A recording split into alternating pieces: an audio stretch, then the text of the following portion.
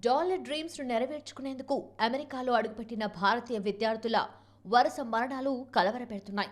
వారం రోజుల్లోనే 4 స్టూడెంట్స్ మృతి చెందడం ఆందోళనకు గురిచేస్తోంది. శ్రేయాస్ రెడ్డి బెనిగరి అనే మరో విద్యార్థి ఒహాయోలోని సెన్సినాటీలో చనిపోయి కనిపించాడు. శ్రేయాస్ రెడ్డి మరణానికి కారణాలు తెలియాల్సి ఉంది. Shreyas Linder school of business లో చదువుతున్నాడు. అతని మృతిపై న్యూయార్క్లోని భారత రాయబార కార్యాలయం ప్రగాఢ సానుభూతి తెలిపింది. బాధిత కుటుంబానికి అవసరమైన సాయం అందిస్తామని పేర్కొంది. మరోవైపు వారం రోజుల వ్యవధిలోనే ఇలా విద్యార్థులు మృతి చెందడం కలవరానికి గురిచేస్తోంది. ఇటీవలే 25 ఏళ్ల వివేక్ సైని అనే భారత విద్యార్థిని తాను పనిచేస్తున్న దుకాణంలో ఓ వ్యక్తి కొట్టి చంపేశాడు. సైని ఇటీవలే అమెరికాలో MBA పూర్తి చేశాడు. ఓ దుకాణంలో ఉద్యోగం చేస్తున్నాడు.